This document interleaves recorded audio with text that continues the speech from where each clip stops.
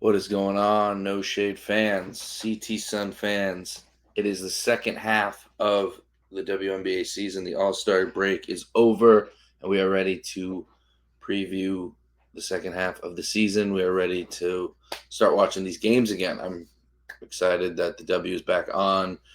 I actually missed it a lot. Not that I didn't expect to miss it.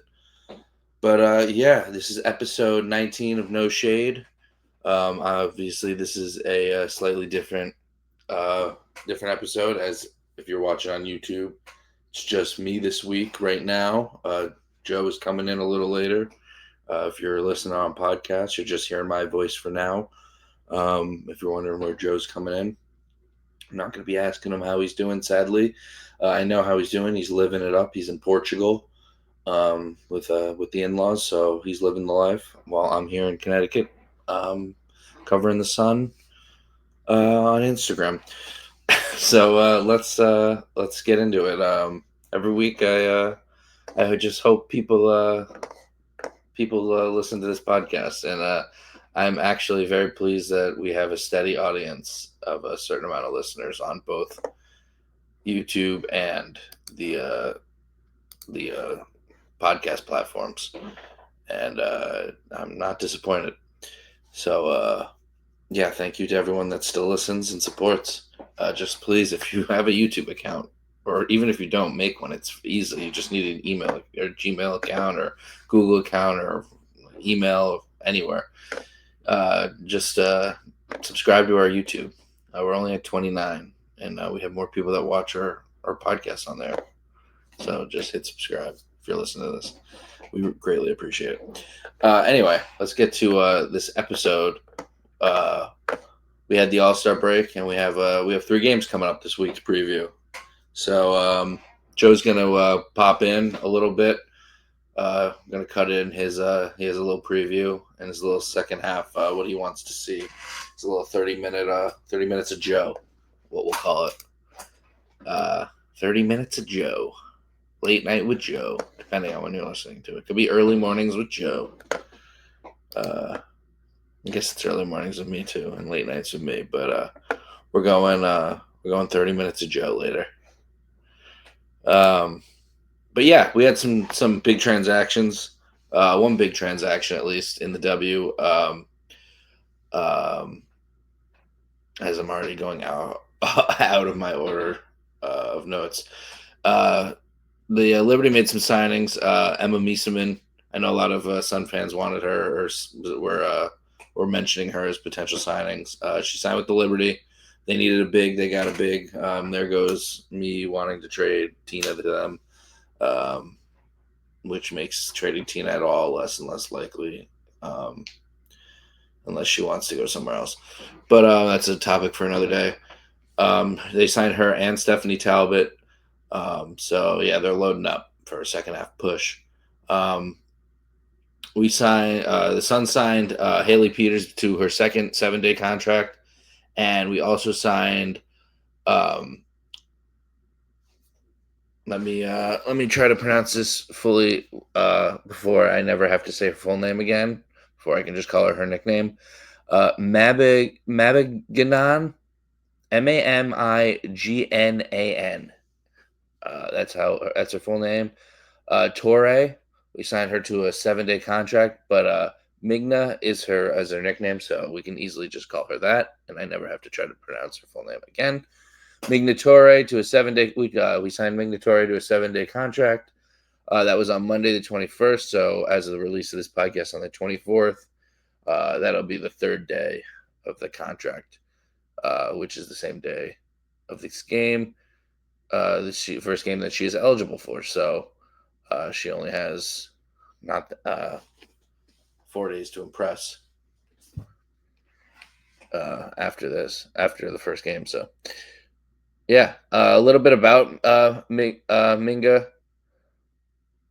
Minga Torre is 30 years old. She's 6 foot. She's 6 foot even. She's a guard. She's from Nevers, France.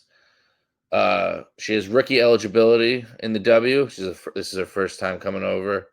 Well, this is her first year coming over.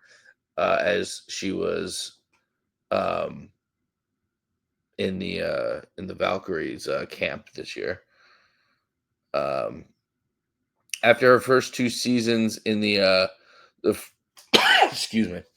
After her first 2 seasons in the French second league, she transitioned to a French top league in 2014-15 when she averaged 14 points and 4 rebounds.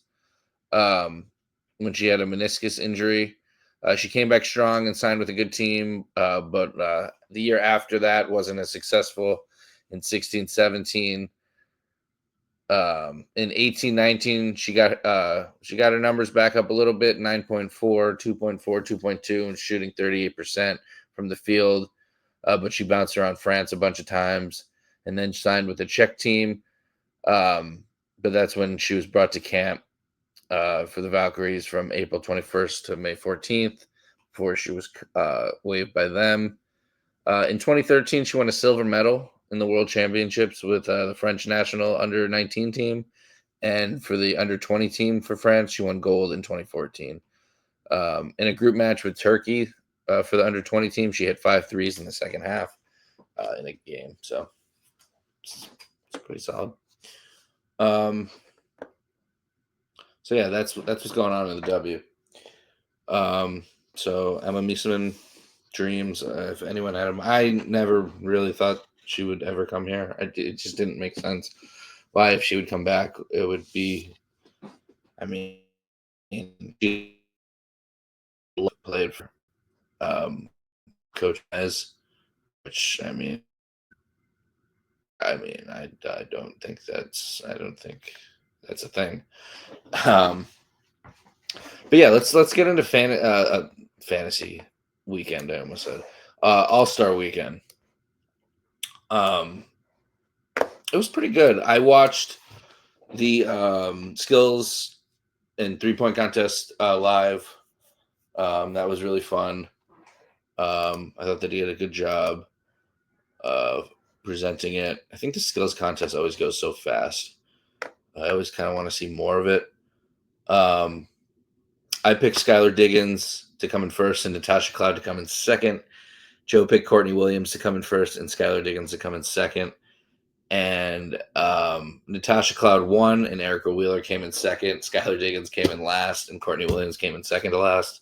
So our first 2 picks did really bad, but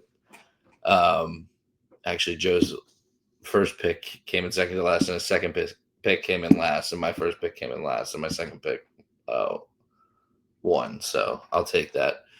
The 3-point contest, we both picked Sabrina, and she won. I picked Plum to come in second. She came in third. Joe picked Citron to come in second, and she came in last. 5th out of 5th. Alicia Gray came in second, and she won it the year before. So, and she had won the skills competition, but she came in third, I believe.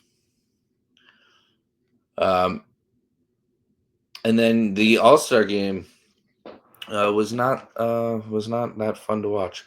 I did not watch it live. I had it kind of on. There was so much on. The Yankees had a ridiculous comeback, and UFC was popping that night. It was Poirier's last fight. If anyone is interested in UFC, I had a bunch of people over to watch it, so I had it on a smaller screen, and at some point, I just really couldn't pay attention to it. And I couldn't have the sound on, so that was really what I wanted to pay attention to. Anyway, was the interviews and stuff. So I watched it separately later, and it really wasn't that special. Nothing crazy, nothing that fun. Obviously, no defense or anything, but a lot of missed shots. Obviously, lopsided. But yeah, it was lopsided in our fantasy draft too. Joe crushed me.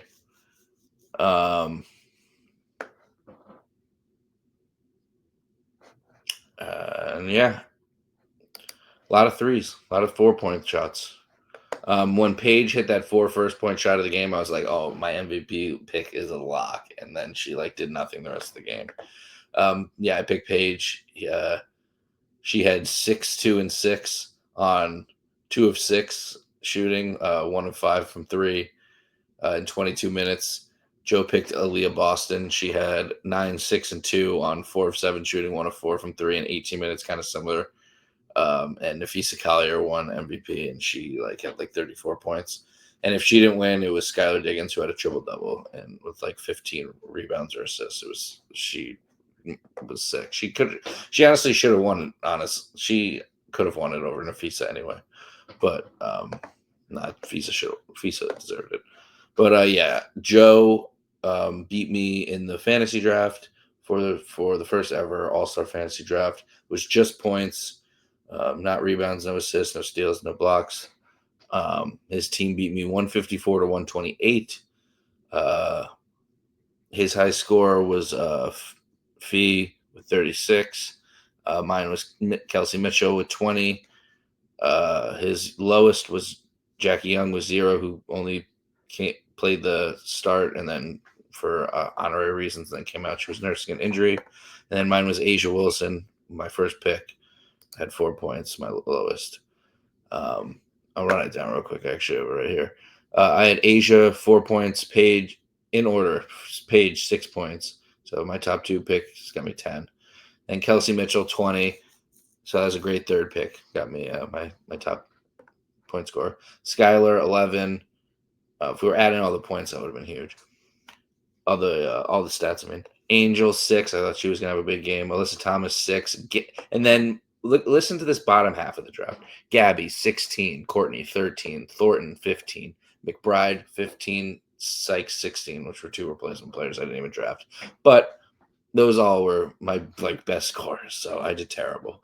Joe had Fee 36, Stewie 8, Boston 9, Sabrina 12, Agumake 16, Alicia Gray 18, Kelsey Plum 16, Sonia 11, Kiki 17, Jackie 0, and Jones, Brianna Jones 11. 154 to 128. Joe takes the inaugural All-Star trophy home. I take the skills competition trophy home and the 3-point competition trophy home. And neither one of us take the MVP trophy home because both those are equally bad stats. So yeah, let's move on to the meat of the episode, the previews.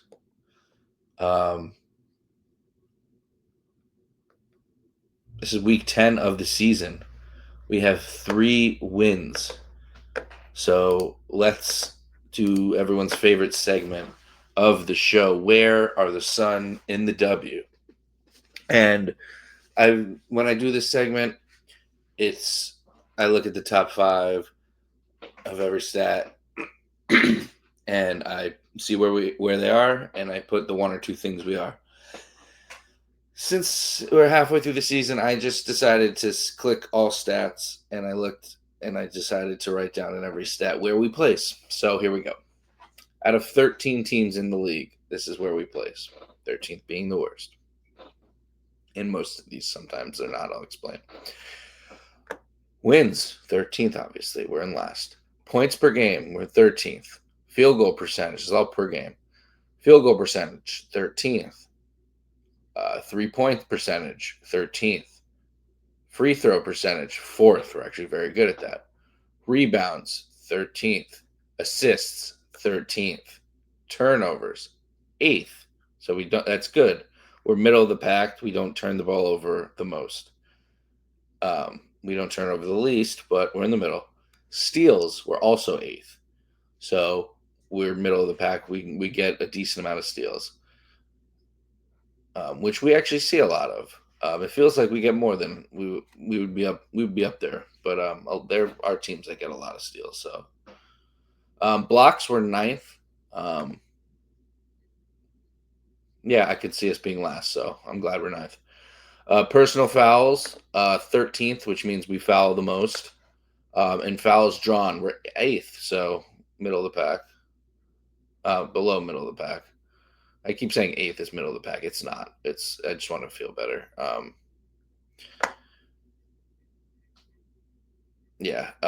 We draw the 8th most fouls. Piece of fuzz just flew in my mouth. Yeah, like 6 is more like 6 is half, but more middle of the pack than 13. So, but yeah. So let's go into our players. Tina Charles is 17th in the W in points per game with 15.6.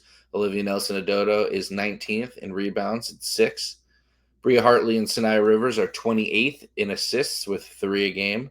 Sanaya Rivers is also 4th in steals, so very good with Sanaya at 1.8 a game. And Liv is also 6th in blocks, which is pretty good at 1.3 a game. So the schedule this week is on Thursday the 24th, which is the day this drops. We play the Sparks. On Sunday the 27th, we play the Valkyrie, and Monday the 28th, we play the Storm on a back-to-back, all at home, which is good. We played a nice road trip. We'll come back home after the All-Star. We're nice and rested. Hopefully we can get some wins. Probably not going to predict any, but hopefully we get some. The Sparks aren't – they're a great offense. They don't win every game. The Valkyrie are weak right now, and they're coming over here from the West Coast. The Storm are really good, but we play them a lot. And we score a lot against them. We've beaten them. Skylar Diggins is out right now for personal reasons. I'm sure she'll be back, but we'll see. Let's get into it. Where do these teams rank in the league? And since I'm not going back and forth with Joe, whatever, I figured a quicker way to do this is I just put them all together, all 3 teams together, and listed all their best stats. So here we go. The Sparks score the 4th most points per game at 83.7, with Kelsey Plum 3rd in the W at 19.7 points per game. The Valkyrie rebound 3rd most points per game at 36.8 per game. However, the Sparks, with both Azra Stevens with 8.6 rebounds and 3rd in the W, and Dearica Hamby with 7.8 rebounds, which is 5th in the W. So Valkyrie, great team rebounding, but Stevens and Hamby are great self-rebounders. The Storm dish the 4th most at 20.8 assists per game, which is tied for the 4th most.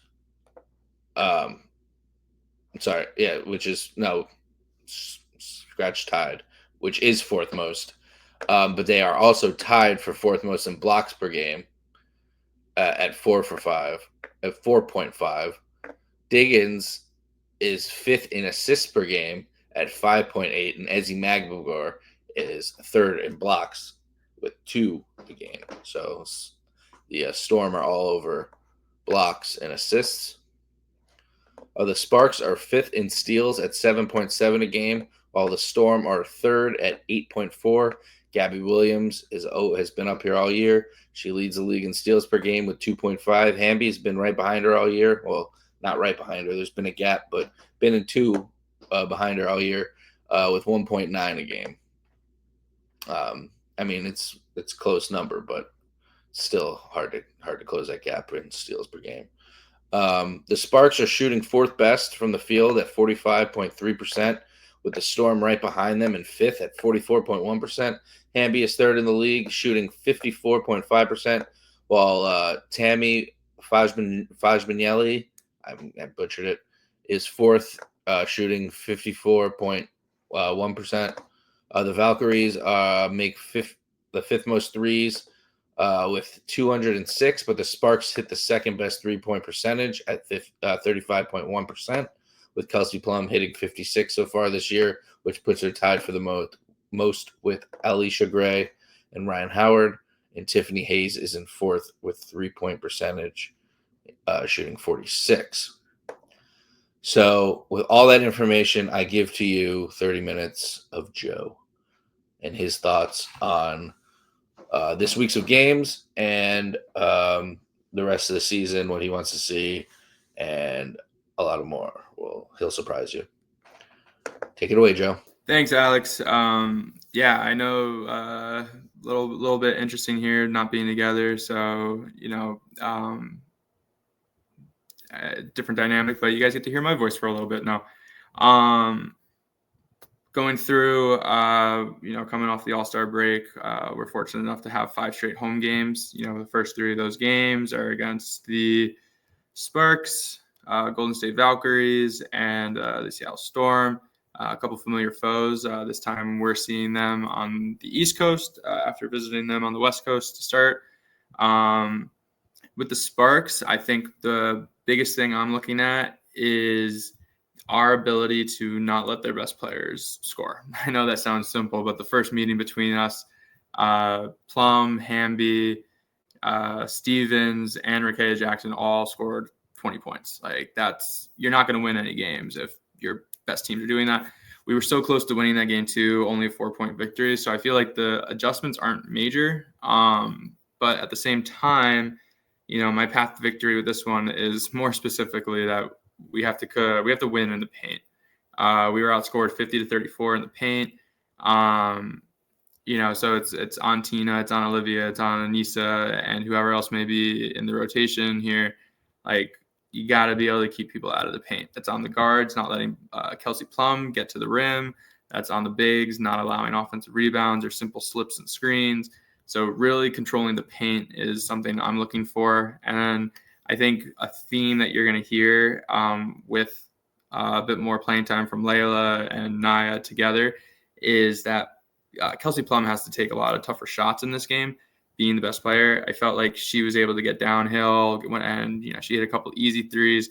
We got to continue to put pressure on her and not just have one body. I kind of like this MO that in the last few games before the All-Star break here, sometimes it's JC, sometimes it's Sanaya, sometimes it's Layla, but just giving all those different looks, I think really helps evolve this defense. Now, is it going to be a winnable game? Yeah, I still think it's a winnable game. I think we're competing. I think we're on the up, but Sparks continue to get healthy as well and playing with their team. We still haven't heard anything about Marina yet. Hopefully we get some good news that she's going to be starting to play, whether it's full throttle, no limitations, or it is more in a limited role. It needs to move back into game shape after being off for, it feels like the whole season. Next, we play the Golden State Valkyries, as we like to say here. I think the biggest thing here is limiting their 3-point attempts. They get them up in volume. They're very aggressive, very physical defensive team. But they like to shoot threes, whether it's on the skip, whether it's on a pick and roll, whether it's, just in transition. They're looking to get the ball up the floor. So it's making sure we get a contest all that. Kayla Thornton, she killed us the first game we played. Almost had a double-double. I believe it was 22 and 18 or 18 and 8, 18 to 22 points and about 8 rebounds. She's their engine, and Veronica Burton as a point guard, I think it's making her life difficult, not allowing her to be a playmaker. I'd rather her try to be a scorer and take some tough shots as a smaller guard. They also have a couple players coming back from overseas. I'm sure Alex has already pronounced their names, so we don't need to hear me fumble them. But a couple of these players coming back have made an impact, scoring double digits already. So, we talked about a team full of role players. Just continue to get deeper, and again, not going to be an easy game, but coming into the All-Star break, they were on a 3-game losing streak. So, they were one of the teams that was, also begging for the All-Star break to happen. And again, they played competitive games. It wasn't blowouts every game. I have the schedule in front of me. They lost 104 to 102, 78 to 77, and 67 to 58. So, a couple plays that go here or there, and they could be 3-0 in their last 3 instead of 0-3. So another tough opponent. We really respect the coaching staff over there and everything that they've done so far. Hopefully catching them on the East Coast. I don't know how many East Coast games they've played so far this year, but hoping to take advantage of a couple West Coast teams on the East side. Last game, we're looking at deja vu all over again. Whoever made the schedule this year, between the 1 week off completely to having 4 games in a week, to then having no games again, to then having 4 games on the West Coast, to then playing the same team back to back. I mean, it feels like we play Seattle like every other game now. So there's not too much that changes from the strategy standpoint. I think, in the last matchup, again, we were right there, and it came down to a couple plays at the end where the ball or the calls broke their way, and we were put in a bad position, whether it was either the flagrants or just having not a closer still. I still think that's hurting this team, the Sun. But, it's one of those things where it's like, what are we going to do? We got to win these close games. That's the next step in developing, right? So you can be competitive. It's fun being competitive when you don't have a great record, but now it's all about taking that next step and putting a couple 40-minute games together instead of 32 minutes. Because, as the season goes on, moral victories become less and less satisfiable to the fan base. Like, you're craving for a win. So again, while Seattle is very good, I still think that they're the anemic team. They're the amoeba of a team that I thought Atlanta was going to be. And I know Atlanta's cooled off a little bit, dropped down from like 3rd to 5th in the standings as of this recording.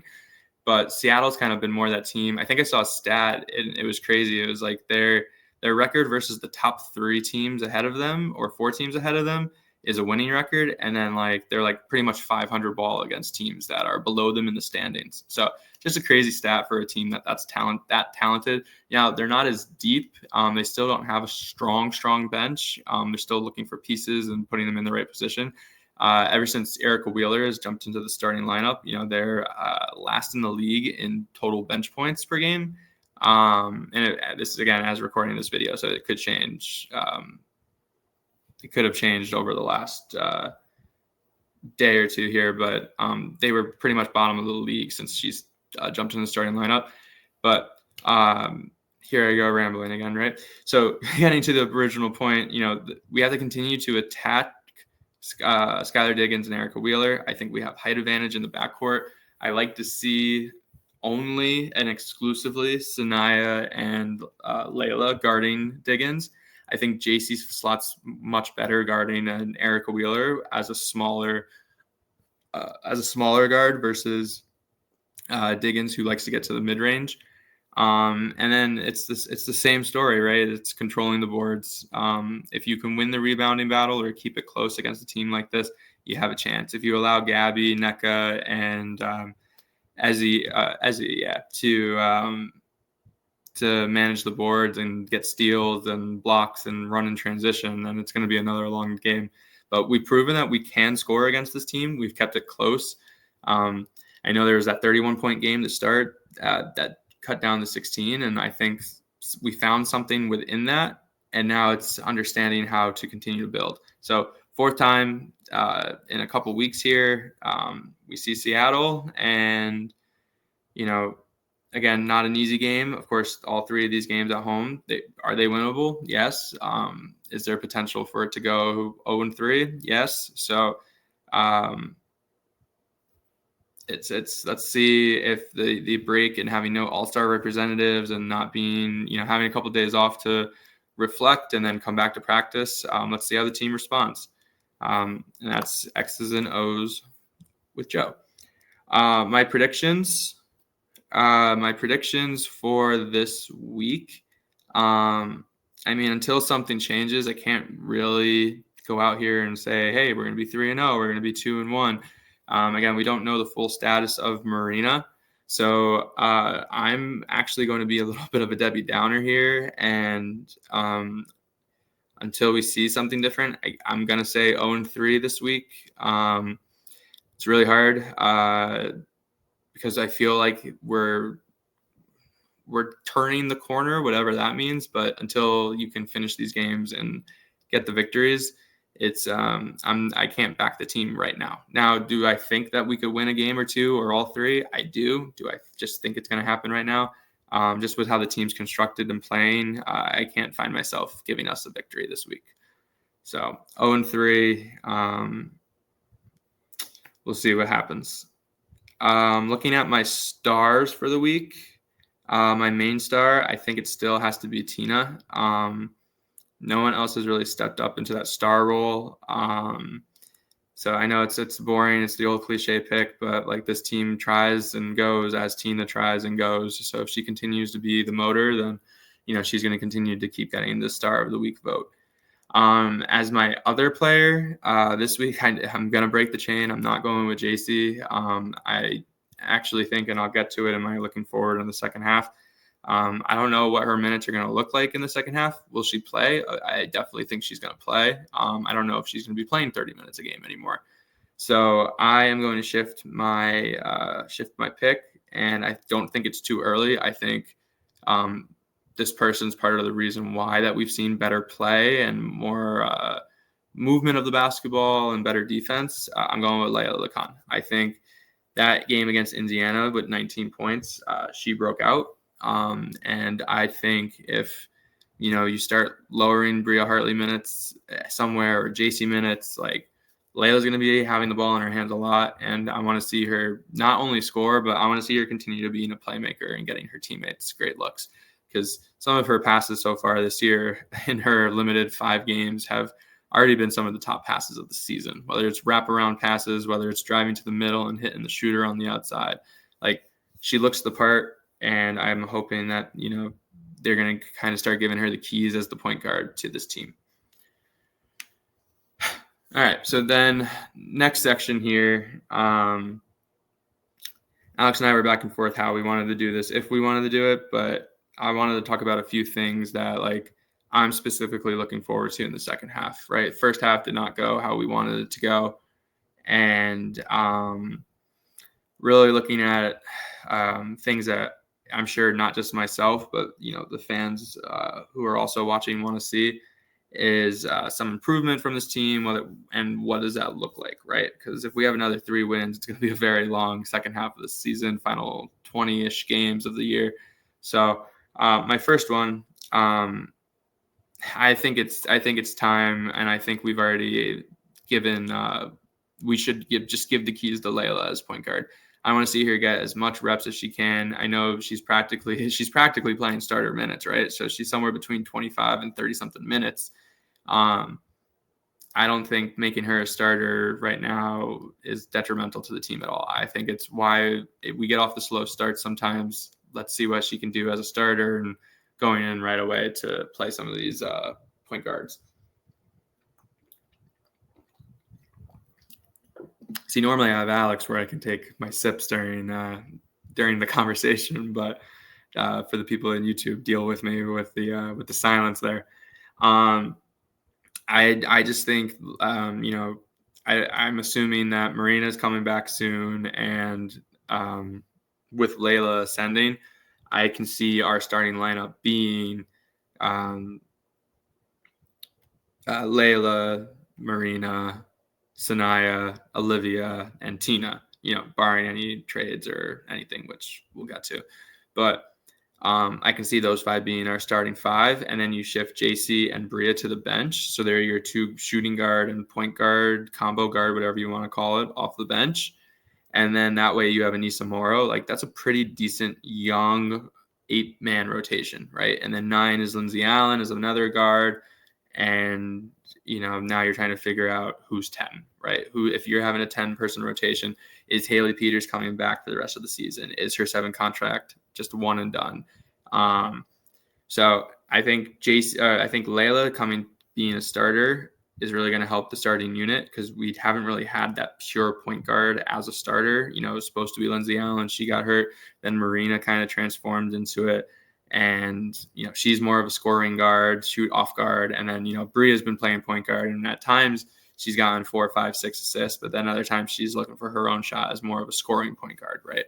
So giving Layla the keys, I want to see her continue to play more. I want to see her guard the best players. This half of the season is all about developing, getting stronger. And, I think the sky's the limit for a player like Layla Lacan. Next, and I know this is on everyone's wish list, we need to see Anissa Morrow more minutes.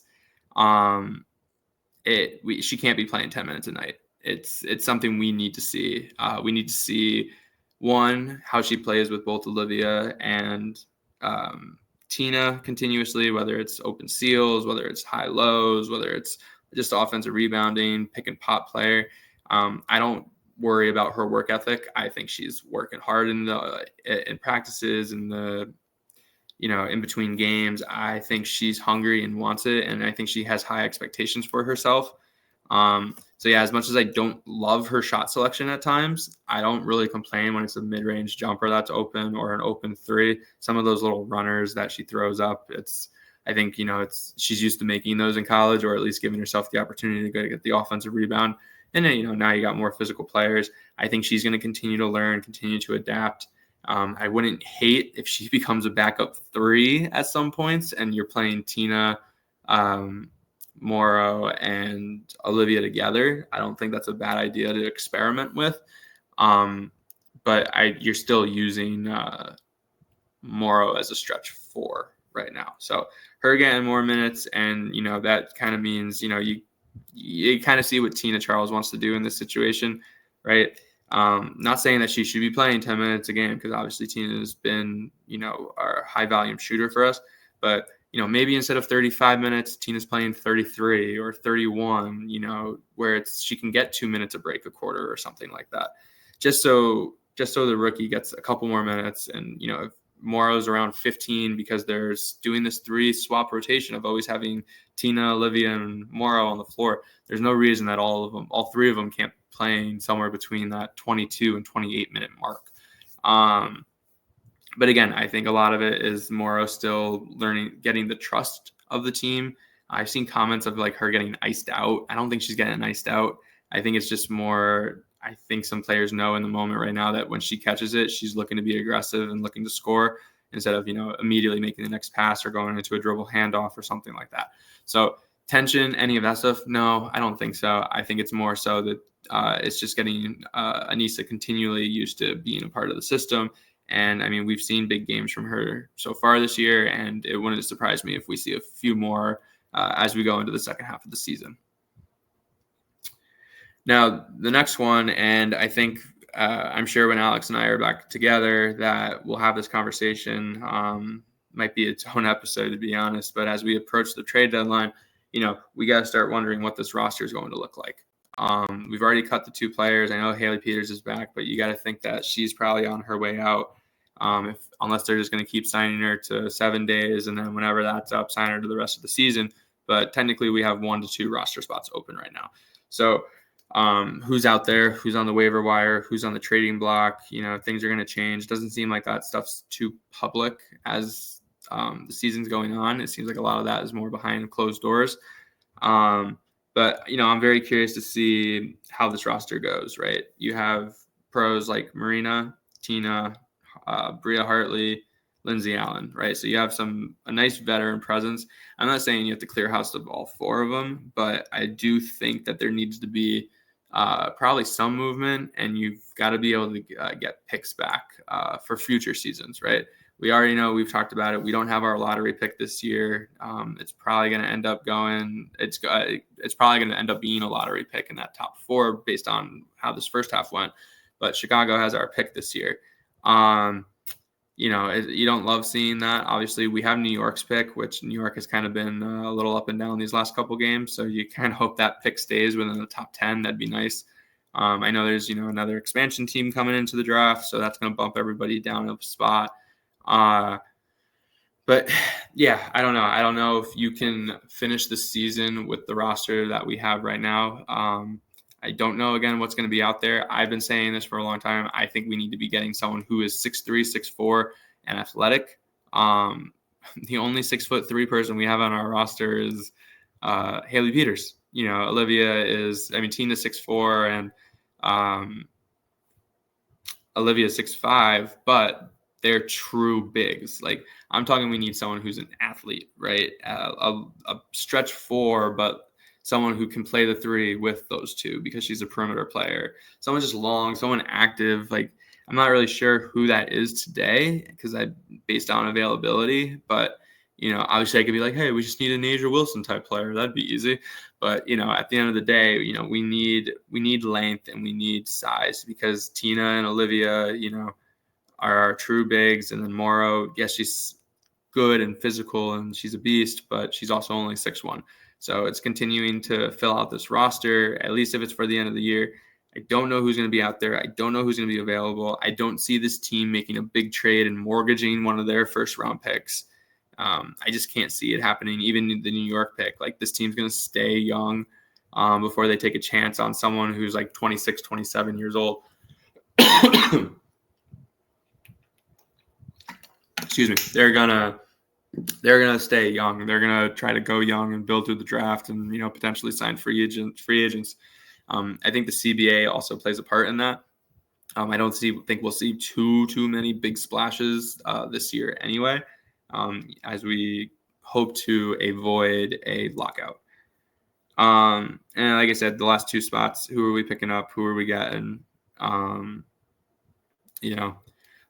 I still want to see overall from the coaching side. I want to see Mez get a tech.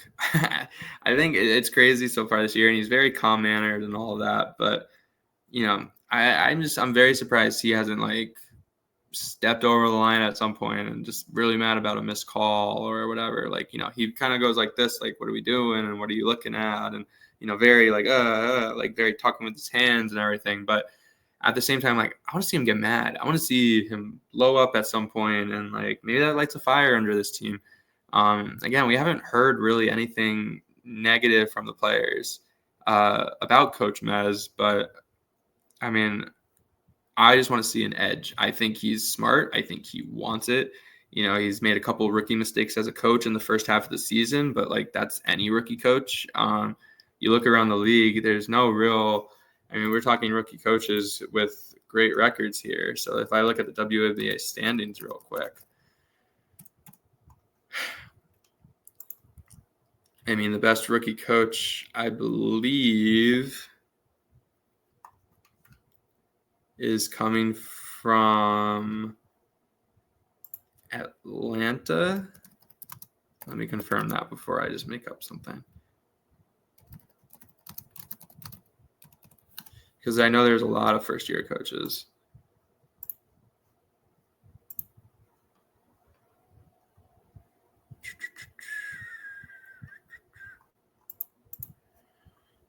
So looking at the first-year coaches, we have Valkyries, we have Chicago. Of course, this article only wanted to say best and worst, so if you were curious who that was, it looks like Atlanta's coach is probably the best coach from the new teams, and even there's 13-9. So it's not like all these coaches have been perfect. The league is still dominated by coaching and the good coaching. The Lynx, the Mercury, and the Storm, the Liberty, they all have stability, right? So you're looking at those teams as the best teams in the league.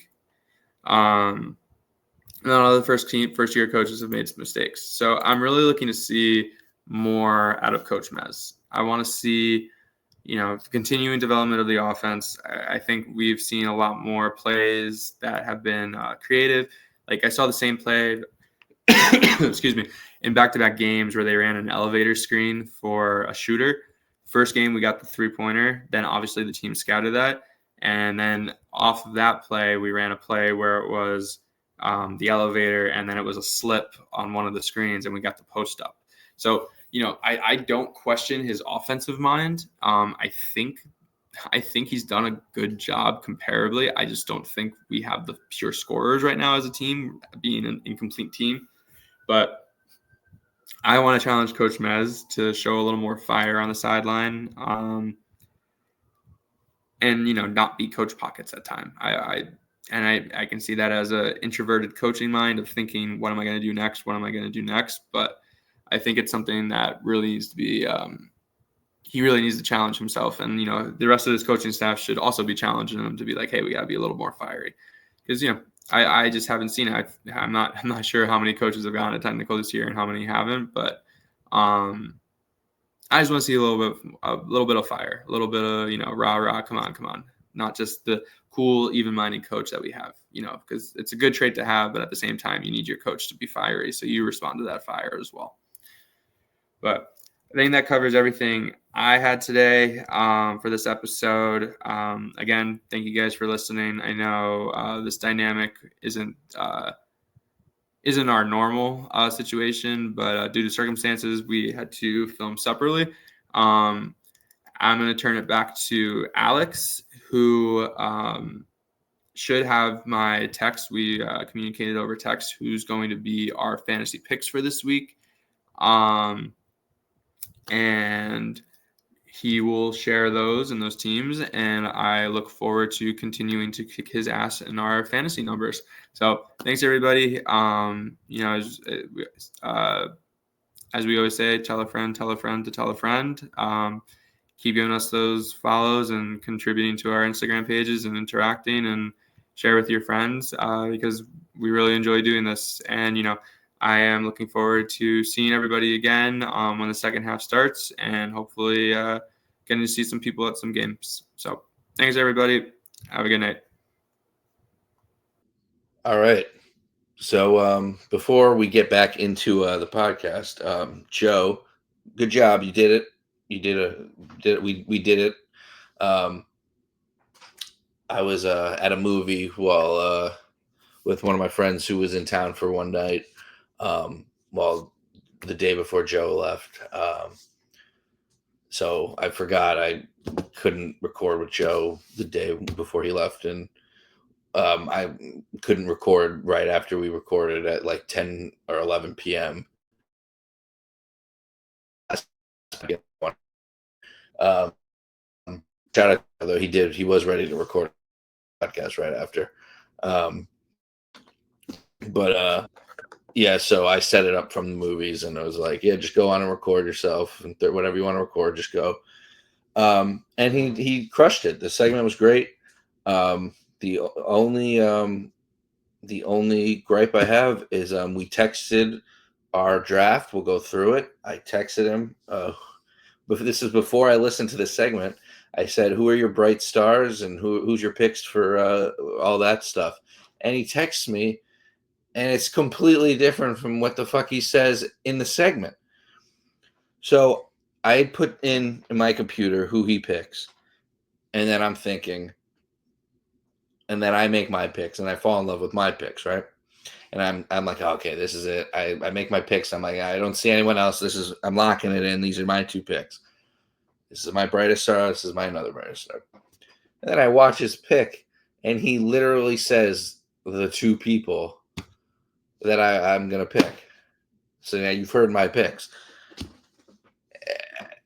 So disregard what you heard him say for his picks there. They mean nothing. I'm gonna reiterate them. He gets two different picks later because what he texted me and throughout his draft, and you'll hear later about his draft, and how we went pick for pick. But yeah, I'll give my expectations for the week. A 3-for-1, Alex's expectations. I don't expect to come out with a win. If we do, it'll probably be the Valkyrie game. Joe kind of covered that. Maybe we catch them. They're kind of weak coming out from the break. Maybe they reset. They are coming cross country, but again, it's coming from the All-Star break. It's kind of at the worst time. Let me check what their game is. That's one thing I usually do before. If this was a normal pod with Joe, every game would have been listed beforehand for each team. The Storm play the Sky tomorrow when we play the Sparks. The Valkyrie play at home against the Wings, so they do have to fly cross country. Okay, so that does help. But yeah, so I just want to see us continue to play well for 3 games, but I don't expect us to win any. I expect us to have one bad quarter a game, and I expect it to cost us all 3 of those games, realistically. So let's do the math there. There's 12 quarters. There's 4 quarters a game. There's 3 games. 4, 8, 12. Um, and if you take away 3 quarters, we play good in 9 of them. Um, that looks good on paper, but it's go down 9 to 12 points in one of them, you lose a game. Um, and for the Connecticut Sun, I guess you can write home about how you won 3 quarters or played even for 3 quarters against 3 good teams, but it's not going to get you a win. But it's about how the team plays pretty much at this point, because I don't think we're going to sweep weeks anymore at this point and push for playoffs. So, but other things I expect, Marina should be back. Um, fully expect her to be back until I hear something else. This is her return date. I expect her to struggle because she's human and she's coming off an injury, and um, it's a tough injury. It's a knee injury, and not only is she coming off an injury, she's returning with new players surrounding her, um, and she's coming back to a struggling team already. Um, so she's coming back with Layla Khan that she's never played with. Um, she's coming back with Haley Peters getting less minutes now, almost inexistent minutes now. Diaby's getting is not on the team anymore. Um, and she's seeing more minutes of Rivers and Morrow that she didn't play as many minutes with. Rivers, she played a lot of minutes with, and obviously she knows very well. She has good chemistry with, but um, it's not like she's just hopped back in with veterans that she played with for years. I just don't expect her to come back in and be like running the offense, everyone running the offense like smoothly. Um, and it's not like Marina should be running the offense anyway. It should go through Lacan, um, who's brand new. So I expect it to still be struggling regardless because of her newness. Um, and things like that can cost you games at the end. And her just being cold based off things like that. Um, I expect even if Marina is struggling, Lacan and Rivers though to be playing really well off of her. Um, like while more attention is going on to Marina, they play well around her and get the ball and move off ball well and get the ball based off that and score. Um, and create well. If they're not scoring, they're finding open targets when defenders shift. Um, I think JC needs to step up. Obviously, I think her minutes really could be going down, which is sad. We don't want to see that. Her defense is still great, but um, we're just seeing good stuff. I know we're a bad team, but we're seeing good stuff out of other players, and it's a lot of we're running out of minutes and we're running out of players and pieces and who we can play. And right now it's odd woman out, and it's JC. It's feeling like it's JC, and it's like Morrow needs more.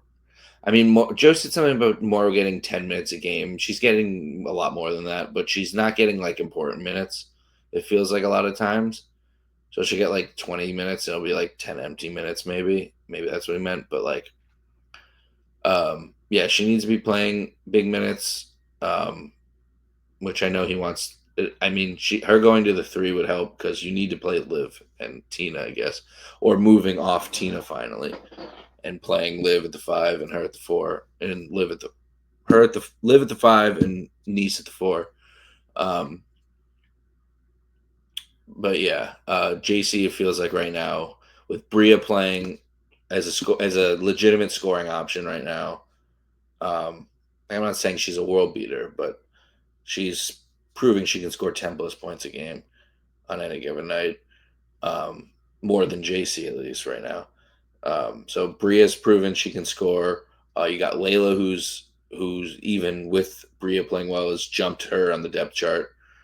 Um, poor Lindsay Allen got hurt and lost any chance she had. But she's still getting a couple minutes a game and making the best out of it.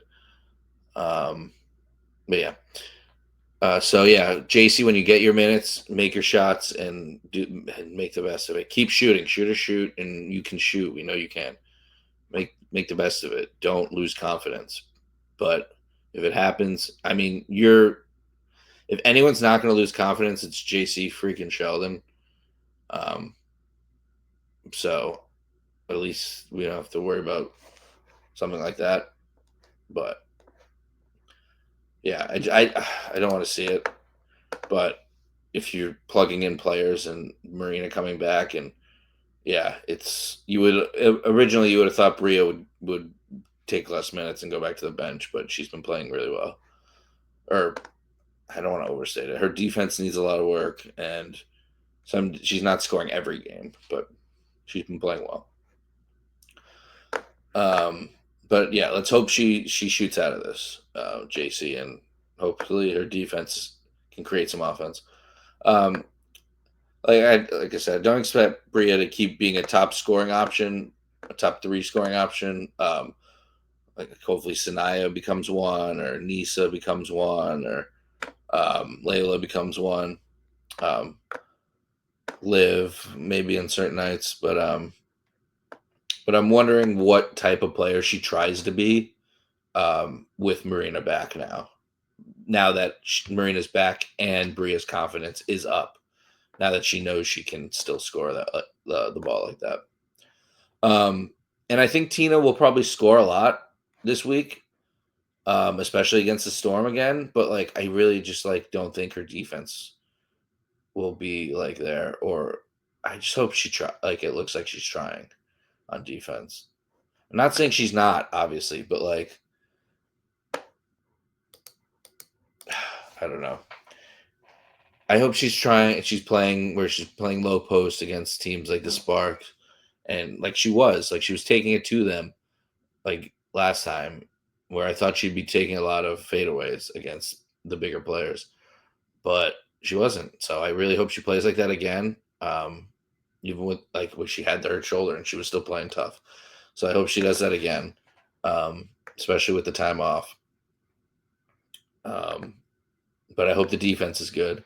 Our download defense really needs improvement. So yeah, that's my expectations. Joe picked 0-3. I'm also picking 0-3 this week. Let's hope we are both wrong and at least get one win. We can go into fantasy this week. I will break it down how it went. I still did my big board, and Joe definitely did not draft based on my big board, and I loved it.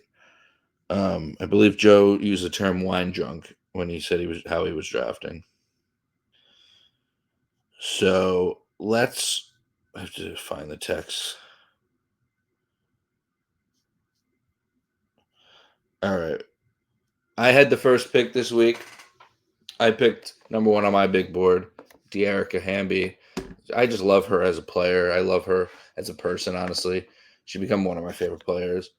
17.2, 7.5, 3.7. Had a really good game against us. Has a really good game pretty much every night. So yeah, I picked her. Was happy to get her. Joe went with Gimme Oh Reliable Tina. I put Tina down as 8 on my big board. She's 15.6, 5.6, and 1.6. And look, I'll give you my strategy right now. I put Marina 7, Tina 8.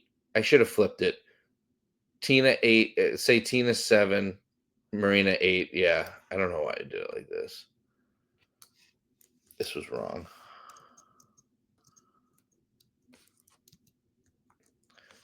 Switching a big board live on the recording.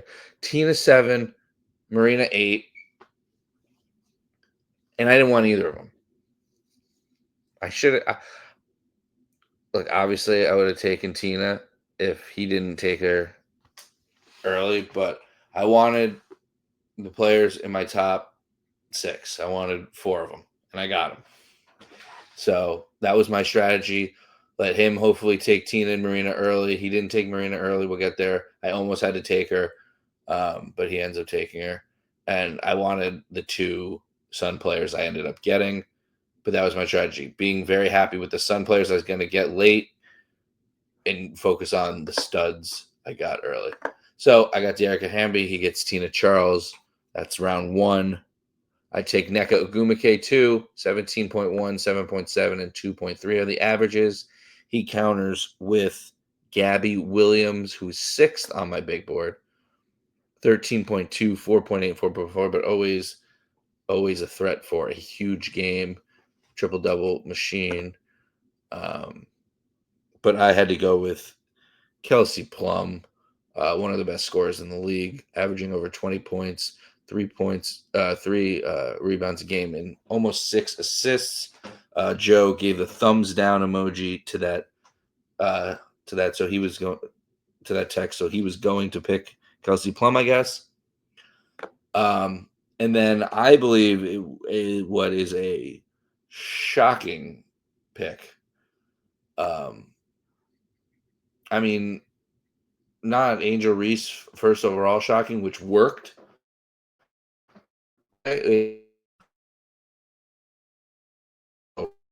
Someone else and gotten her late, but it worked. He counters at the 3rd pick. He takes Kayla Thornton. Great player, number 1 on my board for the Valkyries, but with the Sparks and the Storm on the board, I had her at 12th on my big board. 14, 7, and 1.5. Especially now they're struggling a little bit. I feel like you can close in on her a little bit, and a couple other players. If I didn't get her, there were 2 players I wanted, and I ended up getting only 1, but had to get had to go to the off the board, and not off the board, but to the end of the board and get one of the last players. But I'm still happy with this because of the first 4. So to close out the first 4, I went Skylar Diggins. So I closed out my Storm picks, and I closed out my Sparks picks with the first 4. I got Skylar Diggins averaging 17.5, 2.3, and 5.8. So that's Dearica Hamby, Nneka Ogwumike, Kelsey Plum, Skylar Diggins. The first 4 on my big board, my first 4 picks. Joe went Tina Charles, Gabby Williams, Kayla Thornton, and with his 4th pick, 5th on my big board, Azra Stevens, who I couldn't go obviously next, but if he had taken Plum at some point, I would have taken Stevens next. 14.7, 8.7, 1.9, one of the most underrated players in the league. Love her, Azra Stevens. Yeah, she's great. And then, yeah, so I needed a CT player or a Valkyrie player. Obviously, Connecticut plays 3 times, and Kayla Thornton's off the board. I'm going to go Sun player. I went Layla Lacan. Joe responded with "fuck you," respectfully. She's gonna have a big week. I went 9. She got 9.8, 2.8, and 2.0, but she's only gonna have more and more. That's my 5th overall pick. Yeah, and Joe right now, I feel like he does this. I don't know if he does this on purpose, but I feel like he does a lot where he just picks one of, and I mean it might be a great strategy. He's winning. He picks like one of each team. Like he'll pick a Connecticut, he'll pick Sparks, he'll pick the Storm, and then he'll pick the Valkyrie. Have it all even out. I don't know. Maybe it works. Maybe he just did it today. I don't know. But yeah, so after Lacan, we talked a little bit, and then he said, "Give me Marina." And then if he says if she doesn't play, Liv is going to be his alternate. He said that at the end, but no one takes Liv. Spoiler alert. Marina or Liv 15.2, 5, and 4 are her numbers. 4.1 specifically. That was his 5th round. And in the 6th, I went with the next best that I thought was actually very close. And Joe takes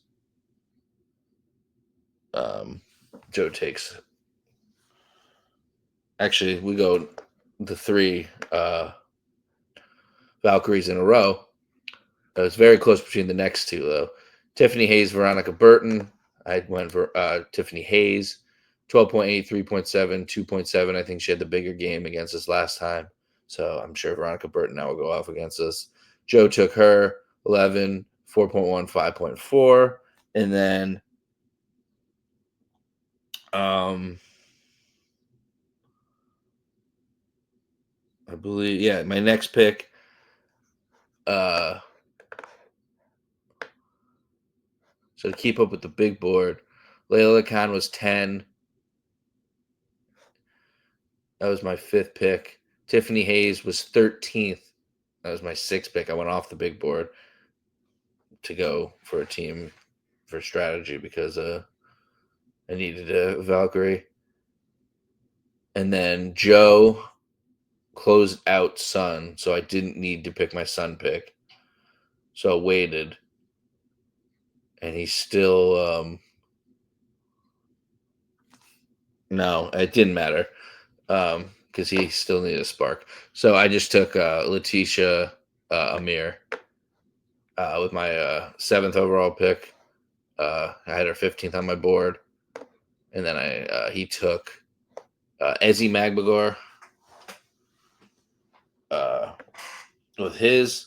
I'm sorry, Letitia is 6.3, 5.2, 1.5. Ezzy's 8.1, 6.4, and 2.3. And then with our 8th round, I took Sanaya Rivers, 8.3, 3.2, and 3.0. I think she's going to have a very, very, very solid week. And he took Rakia Jackson. He could have obviously waited. 13.1, 2.9, and 1.9. Funny thing is, Joe, when he said fuck you to me on Lacan, he picked Stevens after I had already picked Hamby and Plum. So he could have waited on Stevens to the end and picked Layla Lacan right then and there. But you live and you learn. So I have Dearica Hamby, Neko Gumake, Kelsey Plum, Skylar Diggins, Layla Lacan, Sanaya Rivers, Tiffany Hayes, and Letitia Amare. And Joe has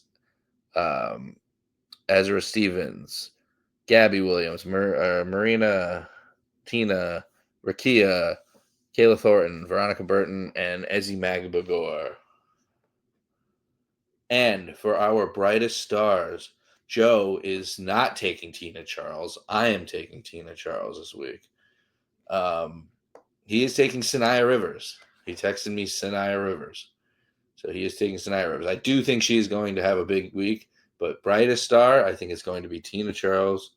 She's just going to put up the numbers. A lot of shots, a lot of points. Is it going to be the prettiest? No. But is it going to, on YouTube, is she going to have the player of the game video? Probably. Another bright star, he is not picking Layla Lacan. I'm picking Layla Lacan. I think she's going off this week. Triple double watches. And by that, I do not mean 10, 10, and 10. I mean 6, 6, and 6. Close. And then Joe is picking Marina Mabry for another bright one, which I like, coming off the injury.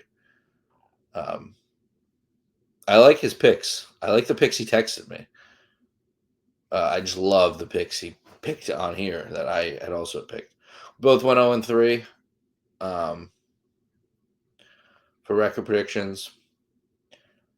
I wanted to do like a Q&A here or something, but I didn't get enough interaction. interaction. So I scrapped it. It always makes me nervous. I hope people aren't giving up on us. I hope people are still listening. I hope people listen to the podcast regardless, even if they, even if you just follow us on social media, whatever, and you're not listening to this then. But if you're listening to the podcast, we appreciate you. I got nothing else. Thank you. Next week we'll be back to normal. Joe will be back in the States, and we'll be rocking and rolling. The Sun will be hopefully winning, probably losing. Marina will be back balling at least. Hopefully we'll be at a game soon. Hopefully. Yeah. All right. Everyone, enjoy yourselves and enjoy some W basketball.